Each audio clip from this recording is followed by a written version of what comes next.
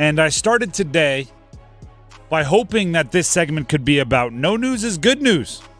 The only thing you ever hear out of mandatory minicamps is somebody's not showing up unexcused for contract reasons, or you're hearing some of that around the NFL, or there's an injury. Like, the no news is good news. And at the start of the day, we saw the reports. Everybody is in attendance for the Panthers mandatory minicamp. Nice. Good step. No holdouts. None of that. Jadeveon Clowney is back. Caleb Chasson is back. Or I guess back is the wrong word. They're both there. They're just there. They just showed up. Additions this offseason. It was all good. So I was like, all right, let's start crafting this take around. I have nothing to say, but that's a good thing. And then I heard Xavier Legette not practicing. Still dealing with that tightness in the hamstring. For more, let's hear from Dave Canales, the head coach, on Xavier Legette's hamstring.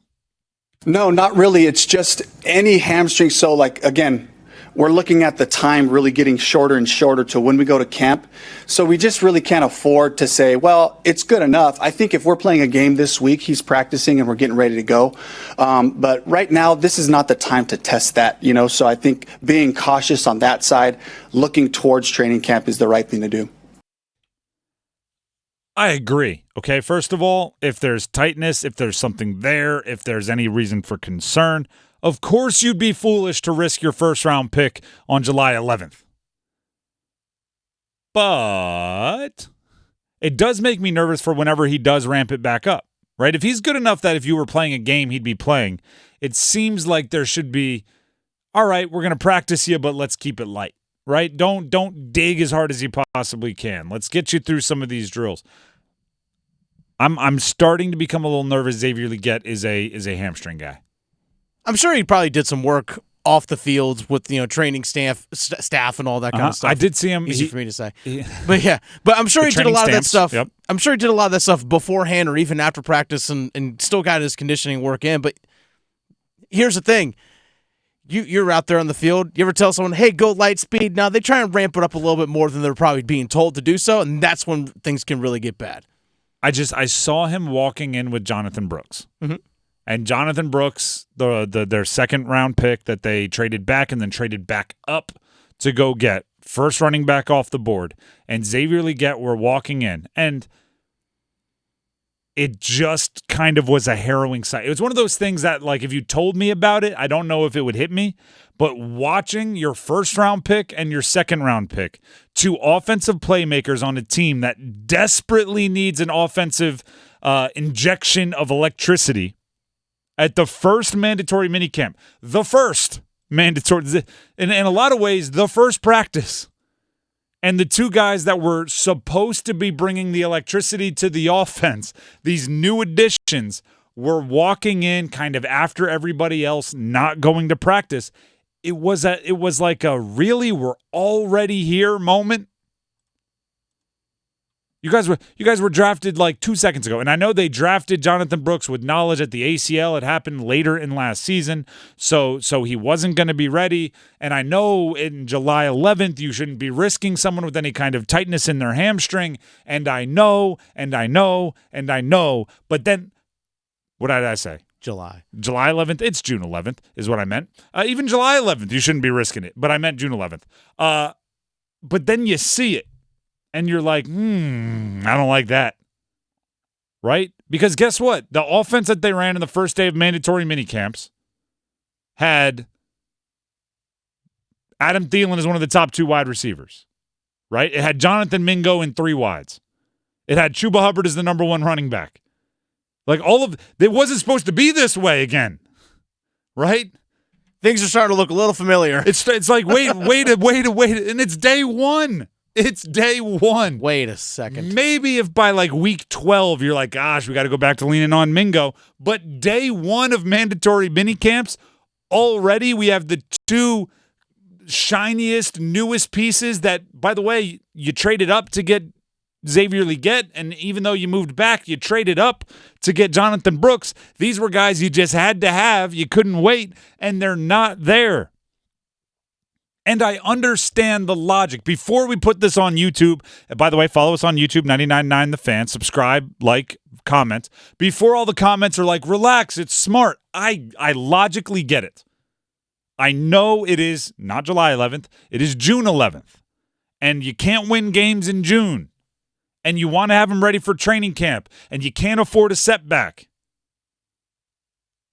But just go look at the video on social media and tell me part of you doesn't go, eee.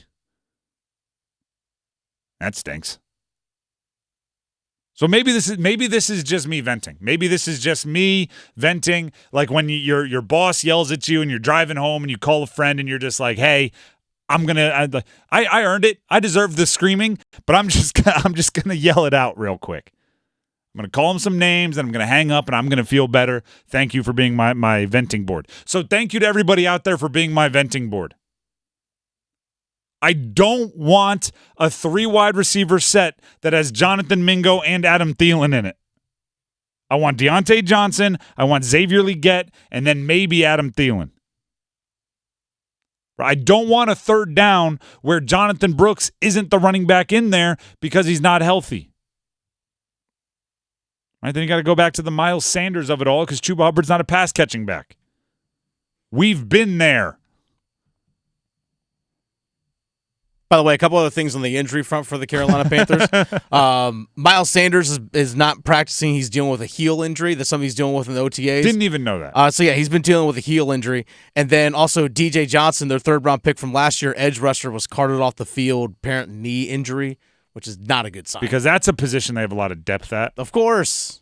DJ Wanham still working his way back from quad surgery. Yep. Jadeveon Clowney just got on campus. DJ Johnson probably had more opportunity in OTAs and would have had more opportunity in minicamp to make up for a fairly setbacking rookie year. But now it appears as if he's – by the way, I saw that it's is it a calf injury? And he's shut down for the rest of mandatory minicamp, but they're optimistic for training camp. Is what I saw, I believe, David Newton, ESPN, on that scoop. By the way, as well as apparently happened during a special teams drill. Okay, and by the way, he should be on special teams. Yeah. Now for some optimism. I have not heard this clip yet, but it's from Dave Canales, and it's titled How He Felt About Today's Practice, and I just know this is going to boost our spirits. Here's the happiest coach in the world, Dave Canales, on how he felt about today's mandatory minicamp practice. It was a great day today. Just a lot of great energy. Really good to have the full team out there, see the guys working, and then just finished off, moved the ball a little bit, so we were able to kind of get some of the different areas of the field, middle of the field, some third down stuff, some red zone. So really just trying to test the guys on all the things we've been covering for the spring. This kind of being their final exams, if you will. But I loved the finish. It was high spirited. Guys were talking to each other. And it was good to just be able to do that. And, I was having some flashbacks going against Sajero over there. And I'm just amazed, just some of the calls and the presence of mind he has in situations, some of the stuff that went out there. So loved it. It was a great day. Man, I know it was turf, but the grass smelled great and the birds were chirping, and it was a fantastic practice. I feel great about playing football right now. Yeah, you do, Dave Canales. I'm going to keep these clips of him talking about football for just when I'm having a sad day. Oh, you're a little blue? Here's Dave Canales talking about how excited he is for practice. I know many of you want Bryce Young updates, so we'll let Dave Canales update you on it. Here is Dave Canales on how Bryce looked this offseason. I would say just the comfort and familiarity with our terms, with the plays. Today was by far his best day just operating the offense. The execution of the plays, defense makes plays too.